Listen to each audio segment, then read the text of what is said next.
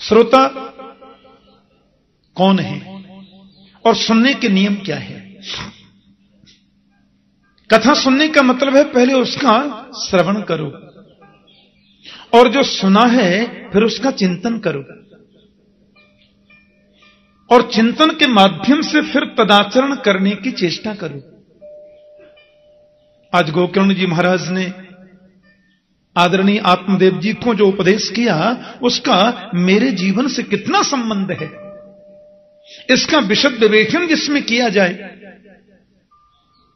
उसका चिंतन करो, फिर ऐसा आचरण करने की चेष्टा करो। तो श्रवण, मनन और निधिध्यासन, ये श्रवण की 3 पद्धति है। एक सुनार ने बड़ी सुंदर मूर्ति बनाई, बड़ा सत्संगी स्वर्णकार था, और मूर्ति जब बनाई तो नुमाइश मैदान में प्रदर्शनी में मूर्ति सजाई और लोग देख रहे हैं मूर्ति के नीचे लिखा है वशिष्ठ देव, दोनों मूर्ति वशिष्ठ। लोगों ने पूछा क्या दाम है? बोले साहब इसमें एक मूर्ति 500 रुपए की है और एक मूर्ति लाख रुपए की है। लोग बोले लाख वाली कौन सी है और 500 वाली कौन सी है? बोले ये आपको बताना है, मैंने तो यहां रखी है। इसमें एक 500 की है, एक लाख रुपए की है। लोगों ने कहा वो लाख रुपए वाली सोने की है क्या? नहीं, दोनों पीतल की है।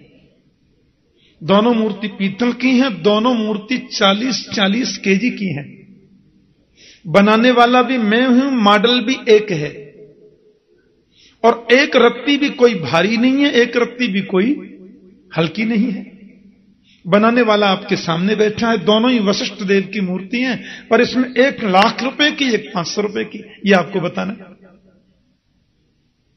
अब लोग बेचारे मूर्ति को उठाएं, कोई उसको उल्टी सीधी करके देखे, कोई नाक में अंतर तो नहीं है। जैसे कभी कभी अखबार में फोटो आते हैं ना, दोनों फोटो एक से, और कहते हैं इन दोनों में 5 अंतर है, अब आप बताइए क्या अंतर। तो मैंने देखा लोग वहीं पर कलम कॉपी लेके बैठ जाते हैं, तुरंत लिखेंगे, और उसमें अंतर दिखते भी नहीं और हैं भी अंतर, 5 अंतर निकलते हैं। सुनार ने बोला आप बताइए इसमें लाख रुपए की कौन सी और 500 की कौन सी? अब सब लोग उठाकर कोई उल्टा करके देखें, कोई कान में उंगली डाल के देखें, कोई नाक में देखे, बिल्कुल एक जैसी मूर्ति। वजन में एक रत्ती का अंतर नहीं, बनाने वाला एक और बिल्कुल बराबर, और दोनों वशिष्ठ की मूर्ति, और दामों में इतना अंतर। हजारों लोग फेल हो गए। एक संत उधर से निकल के जा रहे थे। संत ने देखा ये स्वर्णकार तो मैंने सत्संग में देखा कई बार। कथा सुनने वालों के चेहरे की आभा दूसरी हो जाती है, उनका रहन सहन, उनकी भाषा शैली सब परिवर्तित हो जाती है। उनकी हर बात में कोई न कोई गंभीरता छुपी रहती है। महात्मा जी बोले अच्छा मूर्ति बनाई है? बोले हां जी, मैं परीक्षा लेकर देख सकता हूं मूर्ति की? देखिए।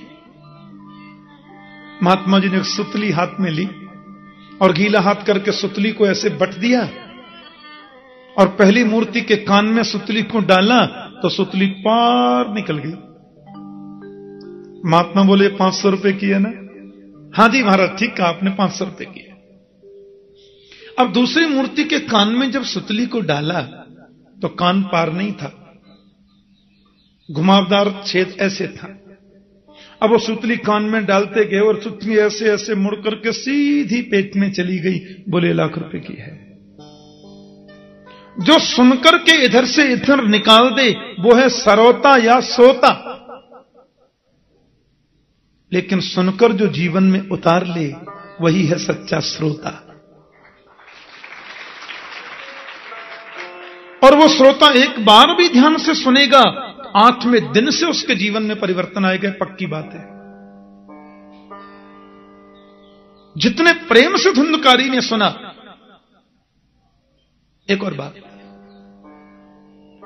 एक माता मेरे से पूछ रही थी, बहुत दिन हो गए, बोले ठाकुर जी मैंने 50 कथाएं अपने जीवन में सुनी हैं। मैंने कहा कैसा लगा? वो लगा बगा तो सब ठीक है महाराज, लेकिन वो कथा सुनने के बाद में विमान आता है, मेरे लिए कभी नहीं आया। हाँ, बोले धुंधकारी ने कथा सुनी, आप कहते हैं विमान आ गया, और मैंने 50 सुन ली, आज तक नहीं आया। और ठाकुर जी सत्य कहती हूं, हर कथा पानी पी के सुनती हूं, भोजन भी नहीं करती, और हर कथा में जमीन में सोती हूं, पूरे नियम का पालन करती हूं, माला भी जपती रहती हूं, पर विमान नहीं आया। पहले आता था तो आज भी आना चाहिए, और पहले आया था तो अब क्यों नहीं आता।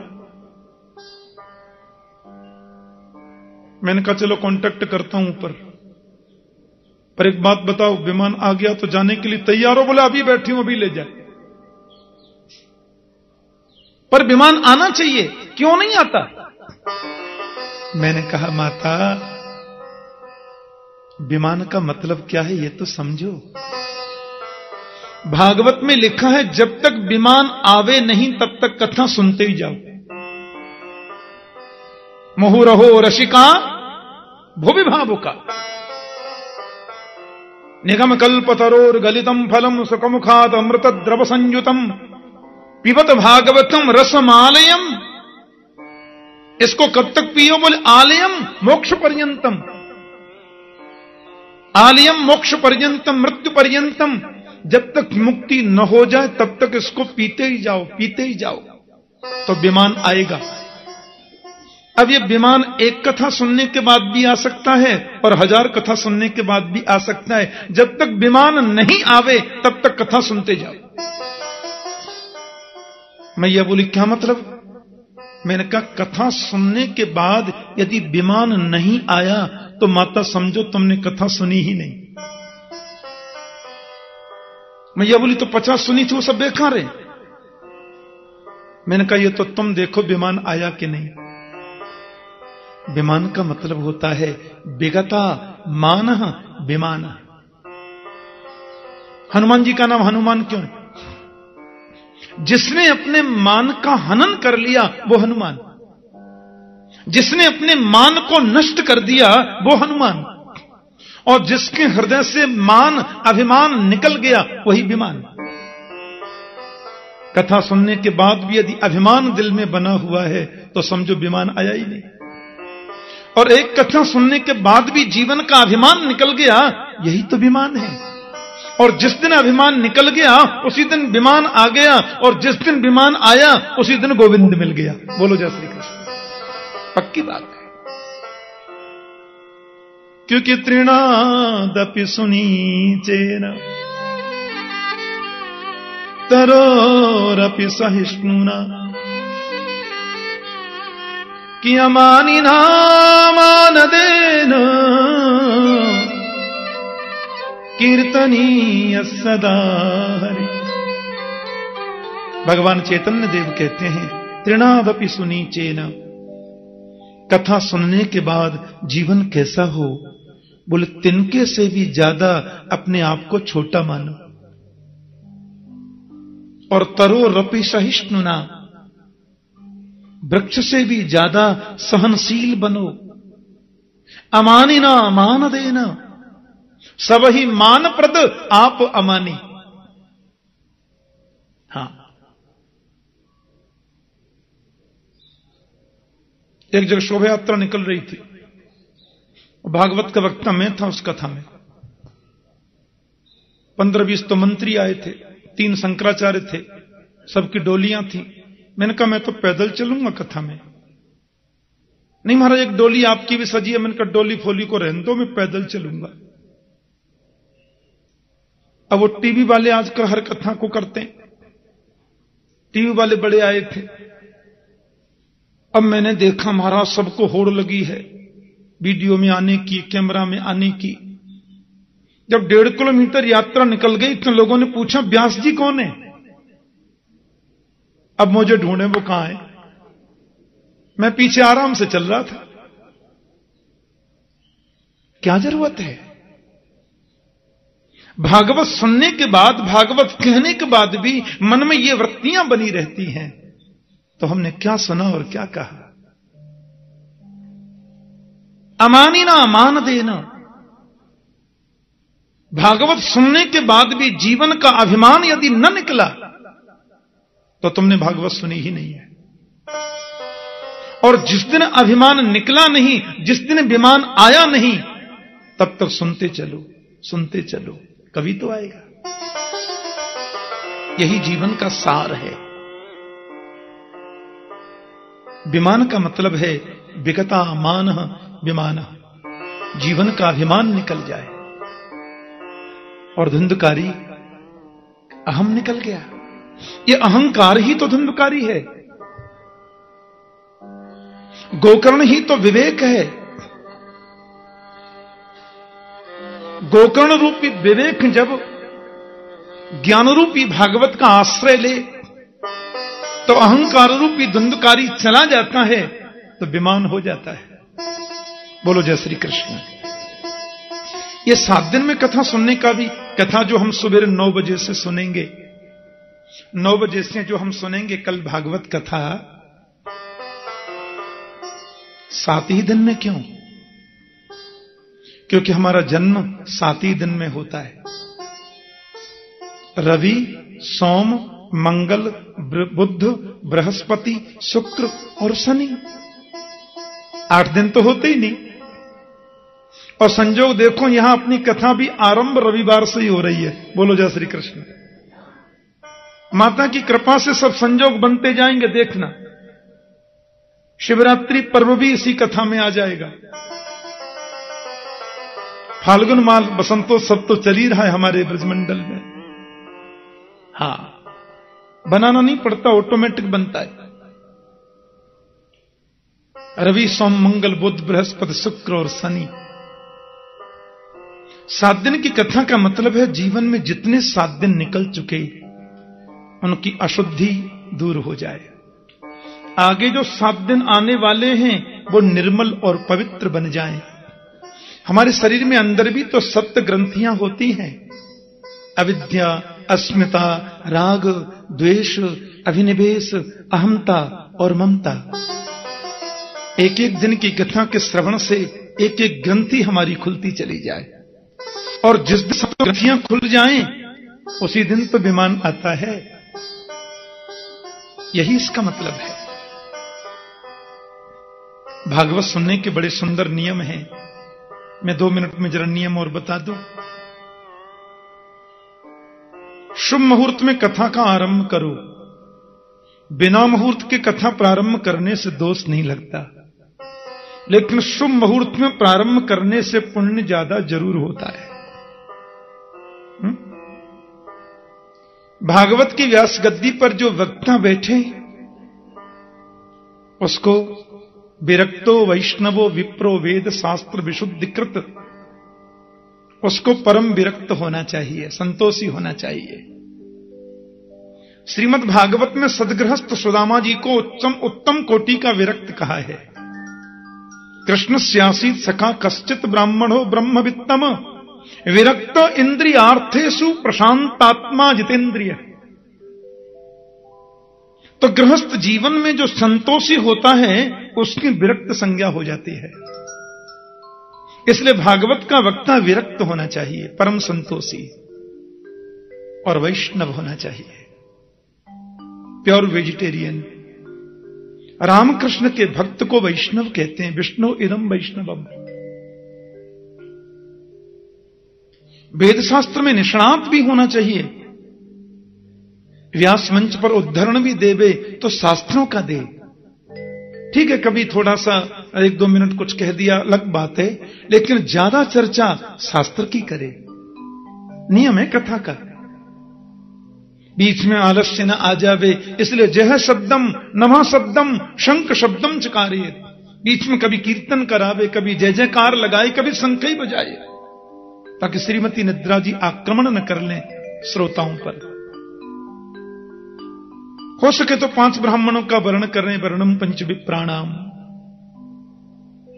वक्ता के बगल में कुछ सुंदर कीर्तन आदि की व्यवस्था करें। वक्तु पार्श्वे सहायार्थम अन्य स्थाप्य तथा विधो। वेदियों की स्थापना, देवों का स्थापन, और कथा सुनने का नियम है कि 1 मिनट भी कथा छूटे नहीं, ये प्रयास करें श्रोता। व्यास के आने से 15 मिनट पहले आके बैठे। कल कल निनादिनी पावन यमुना का तट, श्री राधा माधव की रास क्रीड़ा स्थली श्रीधाम वृंदावन, उसमें भी परम पावन परम पुनीत गोपियों के द्वारा समाराधित श्री श्री मां कात्यायनी के चरणों में बैठकर गोपियों ने जिस गोविंद को चाहा उसकी महिमा से संवेष्टित श्रीमद् भागवत की कथा श्रवण करने का अवसर मिले, इससे बड़ा सद्भाग्य और क्या हो सकता है। तो कथा सुने तो बिल्कुल नियमबद्ध होकर के 1 मिनट भी छूटे न कथा हमारी, पूरी सुने, ये नियम है। और तीर्थ में, वृंदावन को हम लोग तीर्थ नहीं कहते। मुझे लगता है वृंदावन को तीर्थ कहना तो वृंदावन धाम का अपमान करना है। 4 धाम में वृंदावन का नाम नहीं है। हां, उत्तर में बद्रीनाथ, दक्षिण में रामेश्वरम, पूर्व में जगन्नाथ, पश्चिम में द्वारकाधीश, 4 धाम। उत्तर के 4 धाम अलग, फिर पश्चिम के 4 धाम अलग, फिर पूर्व के 4 धाम अलग, दक्षिण के 4 धाम अलग, वो अलग अलग भी हैं, उनमें वृंदावन नहीं है। तीर्थों की लिस्ट में वृंदावन का नाम नहीं है। तीर्थों का राजा प्रयाग है, तीर्थों के गुरु पुष्कर हैं। वृंदावन क्या है? बोले तो मेरे गोविंद का अपना घर है। बोलो जय श्री कृष्ण। तीर्थों का राजा जब प्रयाग को बनाया गया तो सब लोग उसको टैक्स देने जाते, कर देने जाते, भेंट देने जाते, वृंदावन कभी नहीं गया। प्रयागराज ने बड़ी मीटिंग बुलाई, देवताओं के साथ में ब्रह्मा के पास गए। ब्रह्मा से बोले ऐसे ही अपमान कराना था तो आपने की, तीर्थों का राजा बनाया मुझे, ये सब लोग आते हैं मुझे भेंट देने, ये छोटा सा वृंदावन कभी आता नहीं। ब्रह्मा बोले वृंदावन के बारे में कुछ भी कहने की मैं स्थिति में नहीं हूं, पर तुम्हारी सहायता कर सकता हूं। ब्रह्मा जी सबको लेकर के नारायण के पास गए, गोविंद के पास। कन्हैया बोले बोलो। बोले ये तीर्थराज बड़े दुखी हो रहे हैं कि सब तीर्थ मुझे भेंट देने आते, कर देने आते, वृंदावन कभी आता नहीं। मुस्कुरा करके बोले गोविंद, तीर्थराज प्रयाग से, ओ भले आदमी, मैंने तुम्हें तीर्थों का राजा बनाया था, अपने घर का राजा थोड़ी बनाया था। अरे गोविंद का स्थान है अपना। और हमारे ब्रज के रसिक संत तो कहते हैं कि रे मन वृंदा विपिन निहार, यद्यपि मिले कोट चिंतामणि, तदपि न हाथ पसार। विपिन राज सीमा से बाहर, तो हरिहु को न निहार। वृंदावन की सीमा से बाहर गोविंद भी आखन के बोले मैं आ गया, आओ मेरा दर्शन करने। तो उनसे भी बोल दो तुम्हारी गर्ज पड़े तो अंदर ही आके दर्शन दे दो, हम तो यहीं रहेंगे। तो वृंदावन मतलब पूरा ब्रजमंडल, 84 कोस का ब्रजमंडल। हाँ, ये पूरा वृंदावन ही का ही स्वरूप है। वृंदावन ब्रज माही या ब्रज वृंदावन माही एक ही बात है। वृंदावन ब्रज माही कहो या ब्रज वृंदावन माही कहो, एक ही बात है। उस वृंदावन में कथा सुनने का अपना अलग महत्व होता है। बोले महाराज जी खाना क्या चाहिए? बोले 7 दिन हो चुके तुम फलाहार लेके सुनो, नहीं तो केवल घी पी के सुनो, नहीं कर सकते तो एक टाइम फलाहार एक शाम भोजन लेके सुनो, ये भी नहीं कर सकते दिन में 5 बार भोजन करो पर कथा सुनो। भोजनम तू बरम मन्ये नत विघ्न करो यदि, नोपवास वर प्रोक्ता कथा विघ्न कारक। हाँ, हम तो फलाहार लेके सुनेंगे और दूसरे दिन ही गड़बड़ हो गया, पेट छूट गई ना कथा। इसलिए हल्का भोजन लेकर भी, दोनों टाइम प्रसाद लेकर भी कथा सुनने में मन लगे तो कोई दोष नहीं है। हाँ, और वृंदावन में तो इनसे नियमों की जरूरत ही नहीं है। माता की गोद में बैठे, क्या चिंता है। या देवी सर्वभूतेषु मातृरूपेण संस्थिता नमस्तस्यै नमस्तस्यै नमस्तस्यै नमो नमः। पहले दिन भागवत को सिर पर विराजमान करके लाए, ऐसे ही पहुंचा के आए। जितने भी उत्सव आए, राम जन्मोत्सव, कृष्ण जन्मोत्सव, गोवर्धन लीला, बड़ी श्रद्धा, बड़ी धूमधाम से मनाए। कथा का प्रवचन प्रसंग चल रहा था। ज्ञान वैराग्य दोनों युवा बन गए। भागवत सुनते ही दोनों पुष्ट हो गए। भक्ति माता की खुशी का ठिकाना नहीं रहा। और वहां जितनी मंडली बैठी थी ना, सब लोग कीर्तन में तल्लीन हो गए कि प्रहलाद स्तारधारी तरल गतितया चोद्धव कांस्यधारी वीणाधारी स्वर ऋषि स्वर कुशलतया राग करतार्जुनो भूत इंद्रोवादिं मृदंगम जय जय सुकरा कीर्तने ते कुमारा यत्राग्रे भाव भक्ता सरस रचनया व्यासपुत्रो बभूव। भक्ति देवी जब प्रकट हो गई ना वहां पर, तो लिखा है श्री कृष्ण गोविंद हरे मुरारे नाथेति नामानि मुहुर्गृणन्ति। भक्ति देवी कीर्तन करने लगी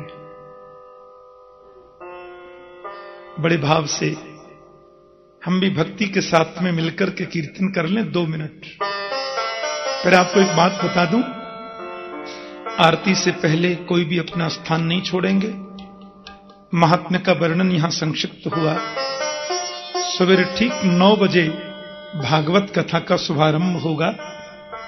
कथा का समय है 9 बजे से 12 बजे तक। अपराह्न में 3 बजे से 6 बजे तक। आज थोड़े विलंब से महात्म्य प्रारंभ हुआ, इसलिए मैंने कुछ समय आपका ज्यादा ले लिया।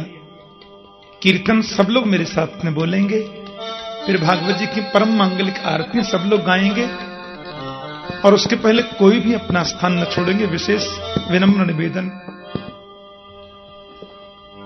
श्री कृष्ण गोविंद हरे मुरारे हे नाथ नारायण वासुदेव। श्री कृष्ण गोविंद हरे मुरारे हे नाथ नारायण वासुदेव। श्री कृष्ण गोविंद हरे मुरारे हे नाथ नारायण वासुदेव। श्री कृष्ण गोविंद हरे मुरारे हे नाथ नारायण वासुदेव। हे नाथ नारायण वासुदेव। हे नाथ नारायण वासुदेव। हे नाथ नारायण वासुदेव। हे नाथ नारायण वासुदेव। श्री कृष्ण गोविंद हरे मुरारे हे नाथ नारायण वासुदेव। श्री कृष्ण गोविंद हरे मुरारे हे नाथ नारायण वासुदेव।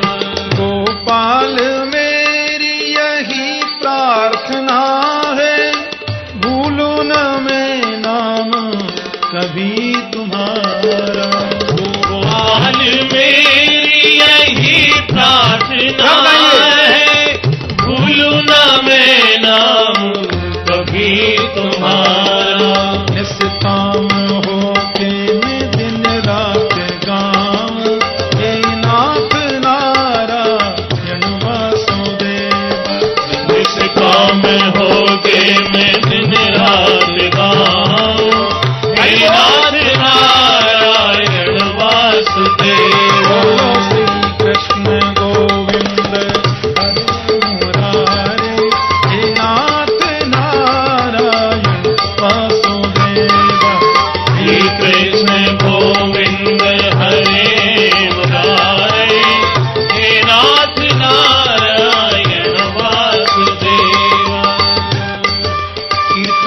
ताली बजाने से हाथ की रेखा बदल जाती है।